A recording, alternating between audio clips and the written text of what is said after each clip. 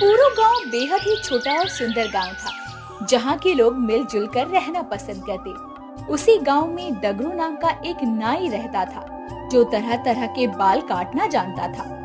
और डगरू के बाल काटने के स्टाइल से ही तो उसके दुकान पर भीड़ लगा करती थी। डगरू भी अपनी कमाई से बहुत खुश था, लेकिन एक रोज डगरू देर शाम अपनी पत्नी के लिए मछली लेकर आता है। देखो मैं क्या लेकर आया हूँ, जल्दी से गर्मा गर्म मछली और भात बना लो। अरे क्या बात है, क्या बात है। लगता है आज भी अच्छी कमाई हुई है आपकी। भगवान करे ऐसे ही आप दिन दुगनी रात चौगुनी तरक्की करो। अरे वो तो है ही भाग्यवान, अगर ऐसे ही धंधा चलता रहा तो मैं सच में बता रहा हूँ, जल्दी ही हम गांव में सबसे अमीर होंगे। अजी वो सब तो ठीक है, आज भी उस पन्ना की बीवी आई थी, यहाँ आकर रो कर गई है। खूब कह रही थी कि कभी भला नहीं होगा डगरू का, जिस तरह उसने मेरे पति के साथ छल किया है। अरे बोलने दो, मैंने क्या किया?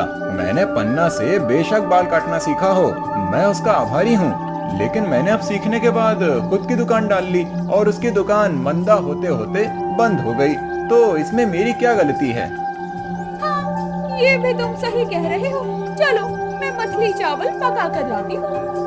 डगरू पहले अपने ही गांव के पन्ना नाई की दुकान में बाल काटने का काम करता था, लेकिन जब डगरू पूरी तरह से बाल काटना सीख जाता है, तो वो पन्ना नाई के सामने अपनी खुद की दुकान खोल लेता है और पन्ना की दुकान बंद हो जाती है। अब पन्ना के घर में भूखमरी की स्थिति भी आ चुकी थी। पन्ना पीने खाने लगता है और सुमन अपनी और अपने बच्चों का पेट पालने के लिए खेतों में काम करने लगती है।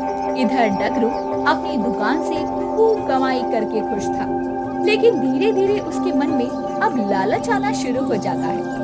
अरे भाई, तुम्हारे ये बाल हैं या जंगल में रहने वाली किसी चिड़िया का घोंसला? बताओ भला कोई इतना बाल कैसे बढ़ा सकता है? इसके डबल पैसे लगेंगे, आधे तो मैंने काट दिए हैं। डबल पैसे? नहीं नहीं, मैं क्यों दूं तुम्हें डबल पैसे?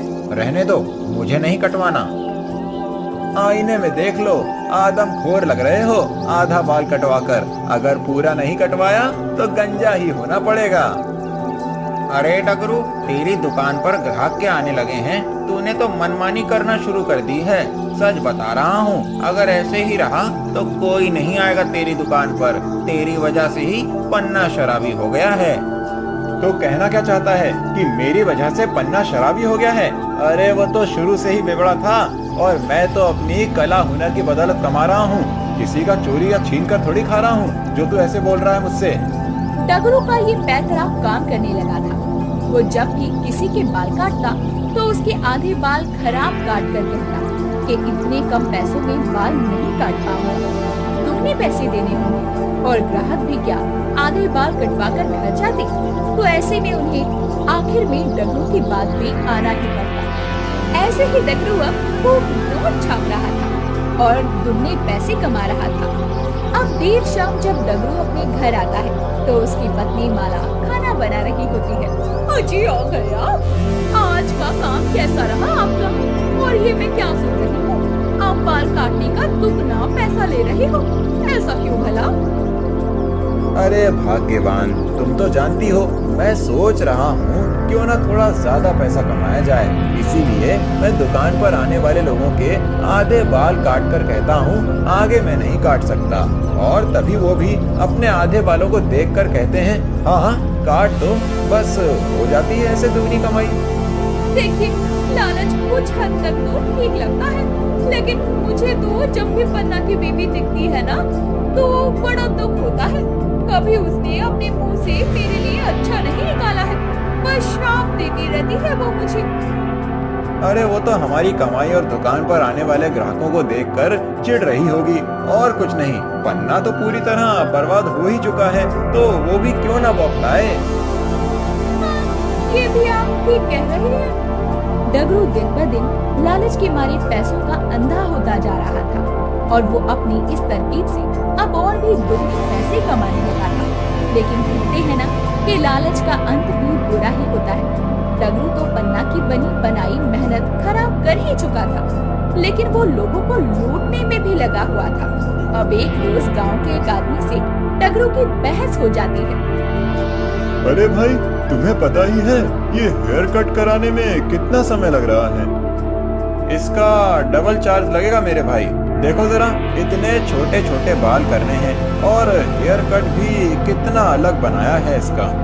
कल मुझे रमेश, राजेश और अशोक मिले थे। वो तुम्हारी इस चालाकी के बारे में बात कर रहे थे। तुमने रमेश के उस तरह लगाकर उसे गंजा कर दिया। अरे रमेश ने ही कहा कि तुमने कट अच्छा नहीं बनाया है, अब इससे अच्छा कि तुम मुझे गंजा ही कर दो, तो मैंने कर दिया। मैं तो 20 रुपए ही दूंगा मेरे बेटे के बाल काटने के। तुम्हें जो करना है कर लो। अगर तुम ऐसे ही मनमानी करते रहे ना तो हम गांव वाले तुम्हारी शिकायत सरपंच के पास लेकर जाएंगे। अरे भाई, मैं तो अपनी मेहनत के ही पैसे मांग रहा हूँ तुम लोगों से, और तुम लोग हो जो ना जाने क्या क्या बातें फैलाने में लगे हो कि मैं दोगुने दाम वसूल रहा हूँ, वो भी बाल काटने के। डगरू और उस आदमी की खूब बहस चलती है। अब वो आदमी अपने बेटे को घर लेकर लौट रहा होता है। तभी उसकी मुलाकात सुमन से होती है, जो खेत की तरफ जा रही थी, जिसे देखकर गांव का ही वो आदमी सुमन से कहता है, अरे भाभी, पन्ना भैया कैसे हैं? उन्हें कहिएगा कि हमने याद किया है, क्योंकि गांव में सच में उनकी तरह कोई बाल ही नहीं काट सकता है, और इस डगरू की तो कुछ ज्यादा ही मनमानी हो रही है।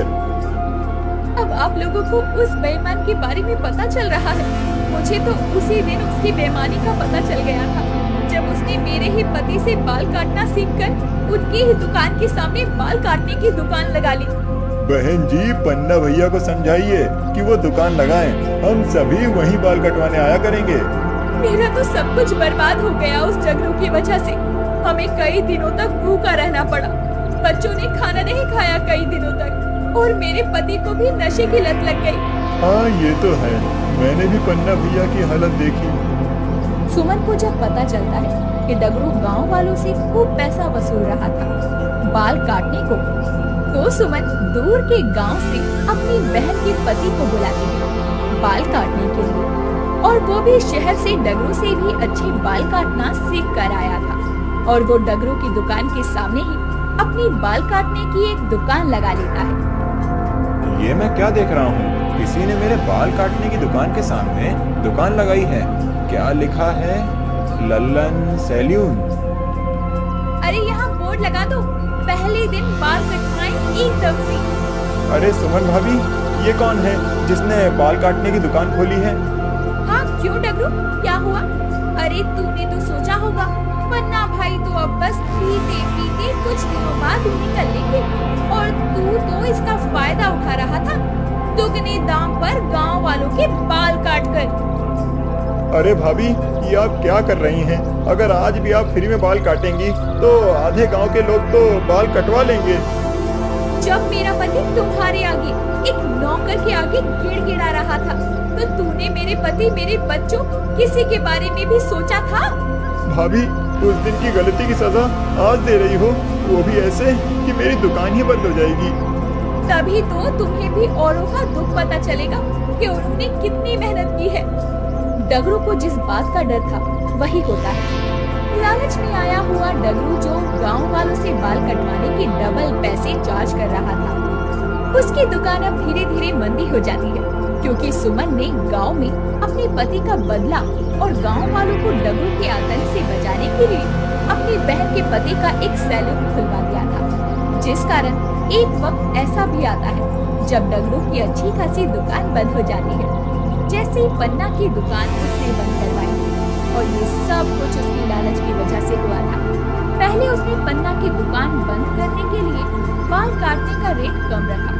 उसके बाद जब गांव में एक लौती उसकी बाल काटने की दुकान बची, तो उसने लालच में आकर दुगने पैसे वसूलने शुरू कर दिए, और अंजाम ये हुआ कि उसकी दुकान भी बंद हो गई।